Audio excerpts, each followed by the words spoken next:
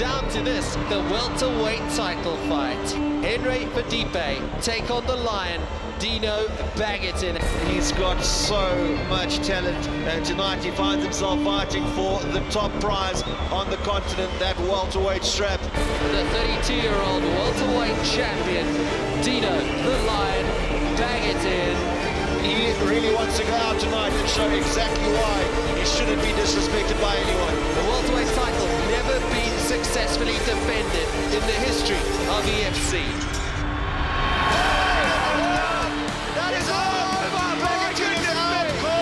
How good is Henry Fadipe? The knockout power is unreal. So when he did catch him with the right hook, I knew it was over. No, it was an amazing feeling. It was amazing. It was like all that hard work after everything just came down to that moment, and it was over so quick. It was just unreal to have it done and over with. This is us just starting to improve, get better. We've achieved stage one, that's all. So any welterweight who has a dream of holding one of these, my advice to you, switch division, because this belt is staying with me.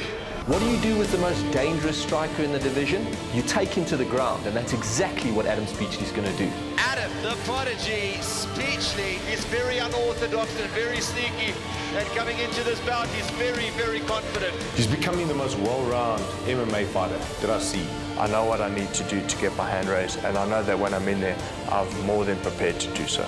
We all know Adam's an awkward fighter, so if he thinks he's going to land the Hail Mary on Adam, he's got something coming. There's absolutely no doubt that Henry Fadipe's got the power, and he's one of the most dangerous finishers in EFC. But in Adam Speechley, he comes up against a very dangerous, very slick submission artist. The welterweight champion, Henry Fadipe, defends his title against the former welterweight champion, Adam Speechley. Plus, the most dominant athlete in the EFC, Boyd Allen, finally gets a shot at the featherweight title as he takes on the undefeated Barend Nienaber. This is the countdown to EFC 32. Proudly brought to you by BetExchange.com.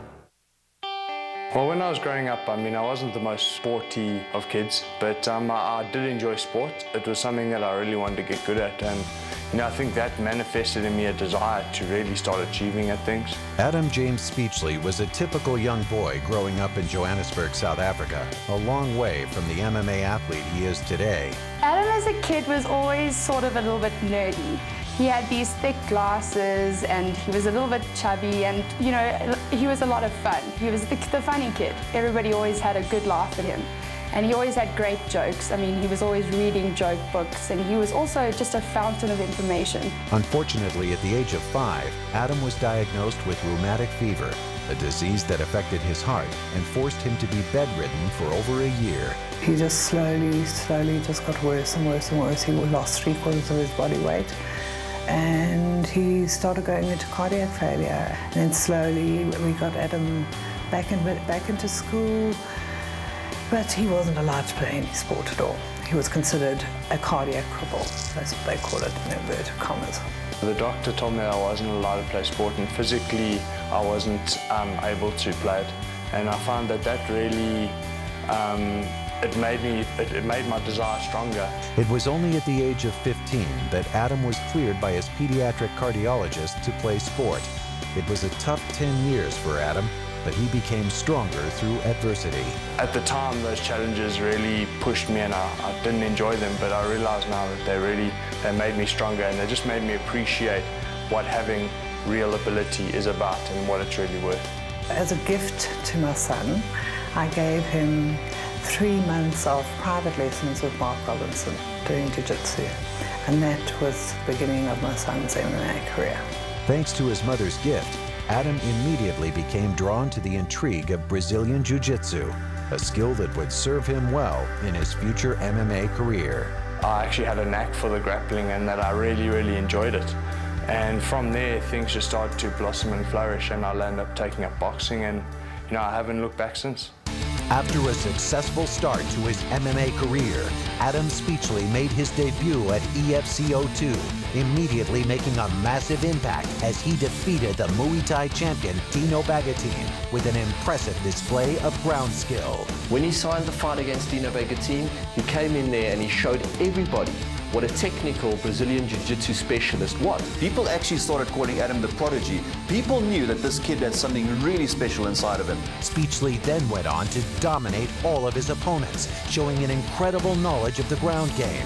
And at EFC 08, Speechley came up against Nolan Swanepoel to contest for the inaugural EFC welterweight title. Works that guillotine choke. Oh, he's got this locked in. That was superb work. He's got this locked in. Speechley, guillotine from the top. Like to see if Adam's actually got that in. Nolan taps out. And the new EFC welterweight champion, Adam The Prodigy Speechley. When I became the champion, it really was a surreal feeling for me. And it was something that I did struggle to come to terms with. Speechley reached the top of the pile in record time. However, his reign as champion was short-lived. At his own admission, Speechley said he came into that bout completely complacent, thinking he could just submit anyone in front of him. It was a hard loss for me, and I really just, it made me start doubting myself, because up to that point I was really confident in who I was, like how I would win fights, and it wasn't even a question to me. And when that loss came to be, I really just, it made me really question myself, not only as a fighter, but as a person. A devastating loss for Speechley, but a second shot at a title was not far away.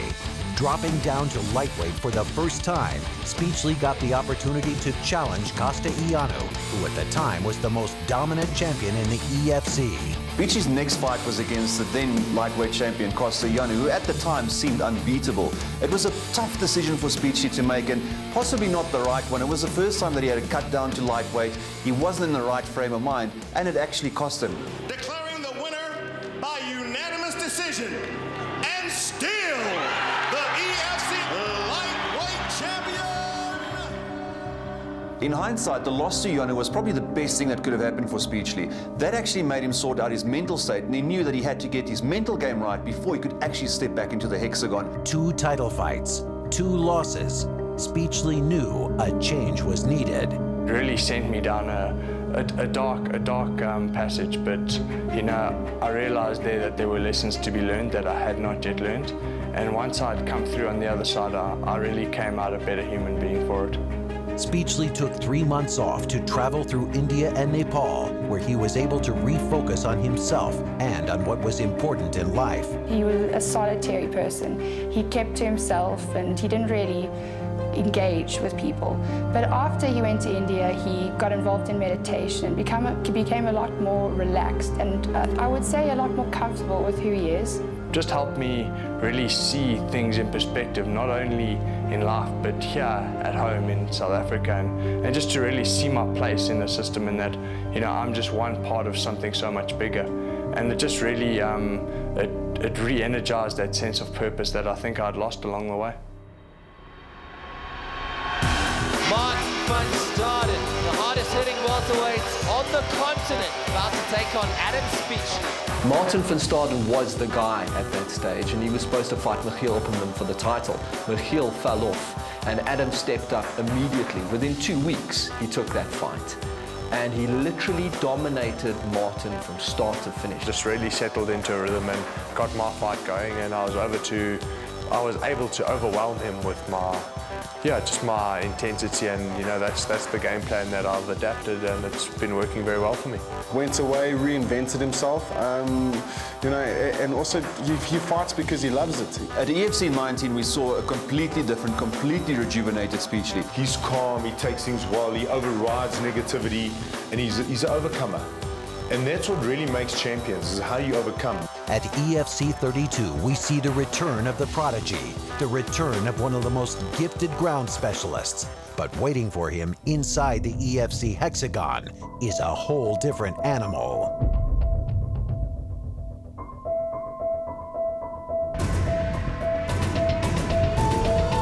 Dynamite, absolute dynamite in his hands. He said he tags you once, and that's all he needs. Henry Fadipe is an animal. He is now the top dog on the continent. People are still unaware what Henry can still do, so they cannot do full preparation how to defend against Henry. So in one way it's great, but in another way we feel a little bit cheating the fans because they've not seen what Henry can do. He has the will, he has the power, he has the skill, and he's got the whole package. The reason Henry Fadipe became such a big star in such a short space of time is pretty simple. He came in, he fought the best guys, he fought the toughest guys, and he absolutely obliterated every single one of them.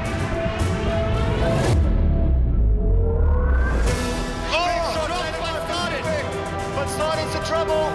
Oh, he taps out! Fadipe has beaten the Punisher! Oh, he's knocked him out! He's knocked him out! Oh my goodness me! Henry Fadipe knocks him out with a vicious elbow. He's a much more focused athlete. His drive and perception of his future has completely changed in the last year. He's earned every single bit of respect he's got right now. He's still learning, he's still developing, he's still growing. And this is why we feel he will hold this division for a while. Although beating Bagatine with relative ease, very few people were aware that Fadipe was carrying a serious knee injury. I was training here actually. I was actually wrestling with bigger guys. It was all good, and then for like I was just cooling down, and I said I roll with one of the smaller guys, and he leaned on my knee, and I was trying to lift up. He leaned on the opposite way and tore something. We went to have the MRI, and it turned out to be grade 2 tear on the ligament. So we discussed among ourselves. We said, look, we feel Dino will play into our hands. He's not going to take it to the ground, and once he keeps it standing, at least we had a 50-50 chance at that stage. Even with a grade 2 ligament tear, Fadipe refused to postpone the fight and went on to become the EFC welterweight champion. I made a joke about me not fighting and all that, and I said, you can rip my leg off, I'll still fight. And then a couple of weeks later, my knee went checked. So like, it's just the way we are. Like we're built, yeah, we have to overcome. It's all about overcoming stupid barriers, should I say, in a way, and that was just another one. On my way back to the gym now for my first session after a long layoff because of this injury. I can't wait to be back,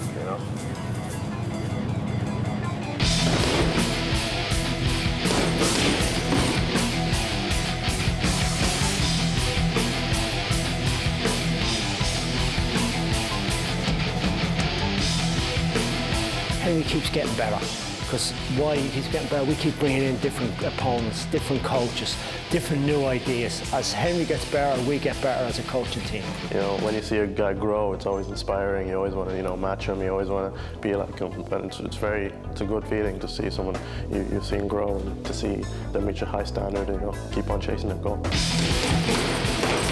We're entering different facets, obviously for certain styles that we're going to come up against. But at the same time, there's no game plan. We don't do game plans. What we do is we make sure the fighter has enough tools to do the job and do it well. At EFC 32 at Carnival City, the EFC welterweight champion Henry Fadipe lays it all on the line as he faces off against the former welterweight champion Adam Speechley. I think Adam's a very smart fighter, very intelligent guy. But at the end of the day, he hasn't got that killer instinct. He hasn't got that hunger in him. The only way people are going to get that belt back is if Henry hands it back and say, I've had enough, I'm moving on. Henry Fadipe has killer instinct. He goes in there to finish his opponent. Based in Ireland, Henry Fadipe has come to Africa and dominated all who stood in his way, destroying the former champion Dino Bagatine in a clinical display of power and precision. But a new challenger threatens to stop the Irish powerhouse in his tracks. Guys know when I come there, I come to fight, and I'm fighting a guy that's going to bring out the best in me. Adam's prepared for power, for strength. He's an overcomer. No, I think Fadipe is going to have his hands full, definitely. A former welterweight champion, Adam Speechley is one of the most respected athletes in the organization, and the Prodigy has only one thing on his mind: getting back the welterweight strap. On the one side, you've got Henry Fadipe, the finisher, the champion, the guy that looks completely unstoppable. On the other side, you've got Adam Speechley. Every single time he's been counted out, he's come back and he's destroyed opponents in front of him. He certainly has the ability to do that and surprise us all again. That belt's just been looking for me. That's why it's been switching hands. It's been looking for me and now it's with me, so it's not going anywhere. When you see him at 100%, it's going to pretty much go the way Dino's did, very, very quickly and very, very violently. I think he's a big puncher. If he's relying on that, it's his first enemy, because that's not what the fight game is about. We've got 5 rounds. 5 rounds for Fadipe. Remember, 5 rounds. I hope you standing in the 5th round. At EFC 32, come August 7th, I will be the welterweight champion again. It's the knockout power of the champion versus the technical genius of the challenger as Henry Herculeez Fadipe collides with Adam The Prodigy Speechly. I grew up with 5 brothers and sisters, and yeah, there was always a lot of us, and it was always fun and sort of chaotic at the same time, so it was pretty cool. Born in Springs, Johannesburg, Boyd Allen was part of a big family and, as the second oldest brother, always stood by his siblings. Boyd was like having a second father. He always protected me through thick and thin. He was a true brother to me and one of my best friends as well. An avid sports enthusiast, Boyd excelled at various sporting disciplines in high school. Boyd was really good in high school. He was a prefect, fly off in rugby, captain of the rugby team.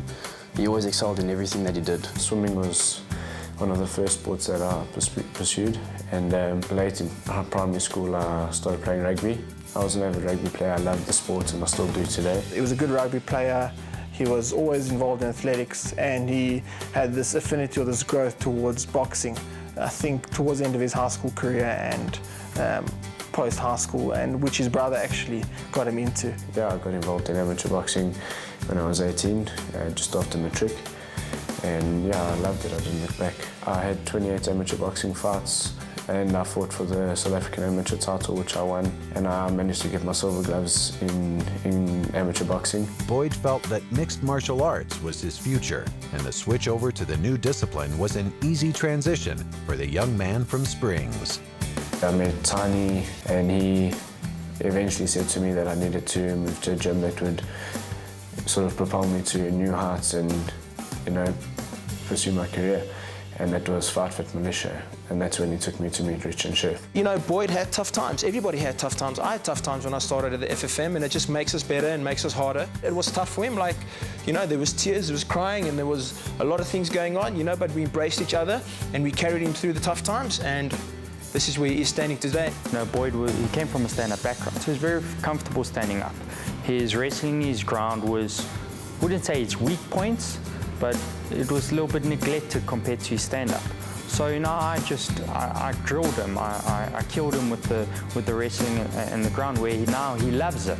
It was quite a tough experience. You know, I trained with all the top guys, and it was an awesome experience at the same time, but it wasn't easy by any means. But I think that it's probably the best thing that could have happened. Ladies and gentlemen, presenting the #1 contender in the EFC Featherweight division, Boyd Allen! Boyd Allen really is a special talent, an incredible fighter. He's got that pinpoint accuracy with his boxing. He uses incredible angles to attack his opponents. He's good on the ground, he's good on the clinch, great wrestling, and he can take a punch, and he's also not scared to get into an absolute dogfight. Boyd Allen is undefeated inside the EFC hexagon, dispatching his opponents with a dominant all-round game. And at EFC 30, Allen proved why he is one of the top-rated athletes in the organization when he went toe-to-toe with the #1 lightweight contender, Don Madge. The fight went well for me. It was a good experience, and I learned a lot from the fight. He gained a lot of knowledge from that fight. He knows himself better, knows how to handle himself more. An impressive performance from Allen, but a bigger challenge now lays ahead, the featherweight title fight. Barend Nienaber is one of the most talented athletes in the organization. With a fantastic amateur record, Nienaber has excelled in everything he has put his mind to. I was very athletic, very competitive, always wanted to be the best, the number one. A brilliant rugby player in high school, Barend went on to represent the Falcons on provincial level. But unfortunately, an injury during a game sidelined Barend's rugby career forever. I was playing for the Falcons against the Blue Bulls, and I got an injury. It was a bad injury. I couldn't play rugby anymore. A dark time in Nienaber's life, but from the darkness came a new light in the form of Muay Thai. I didn't keep track of myself. I was heading in the wrong direction. I started Muay Thai training, and that's what I started it for, just for the discipline and to get out of the old bad habits. Started training BB about 6 years ago. He had just given up rugby, overweight, unhappy with his life, needed some sort of direction. And in Muay Thai, Barend found the discipline and direction he needed. It became a passion for him and one he excelled at. It was all Muay Thai in the beginning, and that was my passion, until I saw one clip, a UFC clip, and from there I was just in love with MMA. Having discovered MMA, Barend focused all his efforts on becoming an all-round MMA athlete. And after putting in amazing amateur performances, Barend was ready for the big time. Since making his professional debut at EFC 20, Nienaber has swept aside all who stood in his way, and his dominant performance against Brendan Katz at EFC 29 finally opened the title shot opportunity Nienaber has been craving for. BB Nienaber came into the Brendan Katz fight with a very set game plan. He went up against one of the toughest guys in the division, absolutely dominated him. From start to finish, he stuck to his game plan perfectly, and it actually turned out to be one of the most one-sided fights we've seen in quite some time. Put Katz on his back because you'd watched his previous fights, and that's what he did. He went in there and he just followed the game plan to a T, and that's what Barend's really good at. I took him down easily, first round, and I knew I had the game from there. As the first round started, my first takedown went smoothly, and my corner just kept on screaming, take him down. That's what I did. Everybody counted him out, except like the guys in our gym. We knew what this kid is capable of, and he read their stuff to the game plan to the T, and he dominated from start to finish. After his dominant victory against Katz, Nienaber now has his eyes firmly set on the featherweight gold, and he feels nothing will stop him from attaining championship glory. I'll do anything, I'll go anywhere, I will be the next EFC featherweight champion. On the 7th of August at Carnival City, two featherweights collide as both warriors lay it all on the line to reign supreme in the featherweight division. It's two guys that are going to be gritty, and they're going to have to work for this title. They're going to have to put everything they possibly can into winning this title. Boyd Allen is seen by many as the pound-for-pound best athlete in the EFC, and with impressive performances inside the hexagon, few would argue. I love to hard work and hard striking, and I feel that this is a fight that I can finish. He's certainly not going to knock him out, so where are we heading with this? He's certainly not going to submit him. Where's he going to take him down? He's going to stand up. Well, you know, so what's going to happen? You know, BB's going to have to think about things, really. Currently on a 3-fight win streak and undefeated in the hexagon, Barend Nienaber has proven to the world that he is a top-class athlete. I've got respect for Boyd. He's a talented fighter. I'm just going to prove that night that I deserve the gold more than him, and I'm going to give everything to show that I am the next featherweight champion. BB's an awesome all-round athlete, you know. His wrestling's good, his jiu-jitsu's good, his stand-up's good, and I think when the two of them clash, it's going to be something special there. The EFC featherweight title is on the line as the dominant Boyd Allen collides with the undefeated Barend Nienaber. Will Allen's superior boxing skills get his hand raised, or will Nienaber have the perfect game plan to secure championship gold? Yeah, I'm definitely going to be the EFC featherweight champion. I think he knows that as well, and I'm pretty confident that I'm going to take that belt. It's his time. He's worked so hard for it. He's worked harder than BB Gun for this. Barren BB Gun Nienaber is going to be the EFC featherweight champion. He's younger, he's hungrier, and I just feel that he has more tools to get the job done. I'm going to come like a truck. You're going to have to stop me. And that's not going to happen. I'm going to take the featherweight title from you. This is my time, not yours.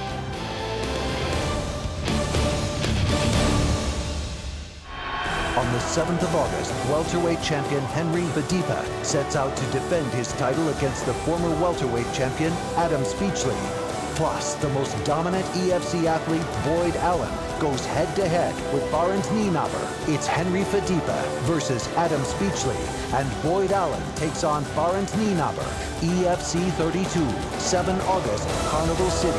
Tickets and broadcast information at efcafrica.com.